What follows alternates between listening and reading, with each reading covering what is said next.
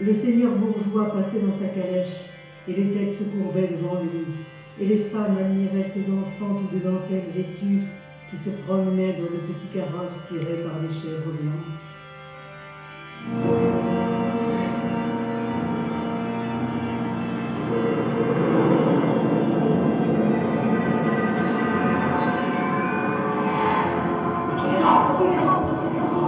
Le mal se développe et rampe. Brûlez! Brûlez! Brûlez encore! Chassez par la force ceux qui s'opposent. Tuez s'il le faut. Il est préférable qu'un seul périsse plutôt que l'ensemble. Pleurez, mes enfants, pleurez. J'aimerais vous prendre dans mes bras et vous consoler tous. Oh Dieu! Dieu, si tu existes, toi qui es notre Père, toi qui englobes l'univers, donne-moi la force de refermer ma main sur le choléra et de l'anéantir. Sans l'infernale chaleur de ces flammes, le village est en feu, il meurt comme des mouches. Ah, mes mains, mes pauvres mains, elles sont faites pour guérir, pour mettre au monde. J'aimerais vous guérir tous. Et pourtant, je suis incapable de soulager vomissements, déshydratation, cercle d'enfer, je n'y puis rien.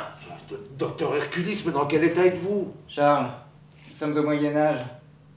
Les lumières de la raison ne perceront-elles donc jamais les brumes de l'obscurantisme? Ce sont les autres, Charles, qui ne suivent pas. J'ai vu des médecins plonger leurs instruments dans des excréments de personnes infectées, tout cela pour démontrer leur mépris pour les théories de Pasteur. Les lois qui régissent la tribu des penseurs et des médecins sont aussi brutales que les lois assyriennes. Et que dois-je faire? Rien. Protégez vos enfants. Évitez-leur tout contact avec les personnes infectées.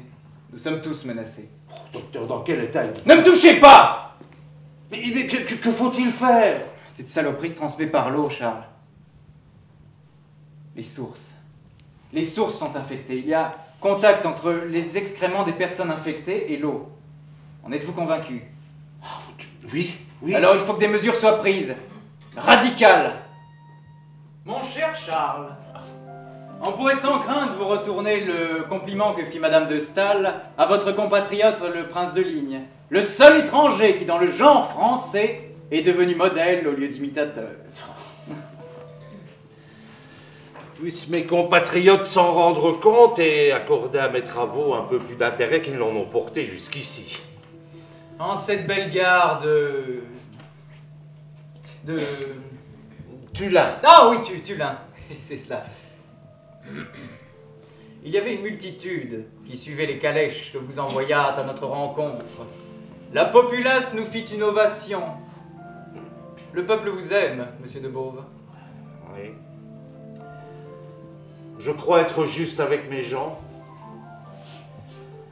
Mais ce n'est pas moi qu'ils ovationnaient à travers vous. Non, c'était la beauté des calèches. Ils ovationnaient la force des chevaux, les toilettes délicates de nos dames. Ah, ils adorent ce qui est beau. Ah. Merci.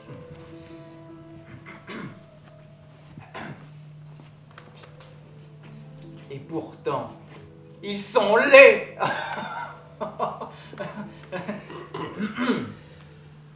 Quand je fouille un site préhistorique, il m'arrive de m'émouvoir devant la dextérité d'un silex taillé. Je pense que ces gens n'étaient ni meilleurs ni pires que nous.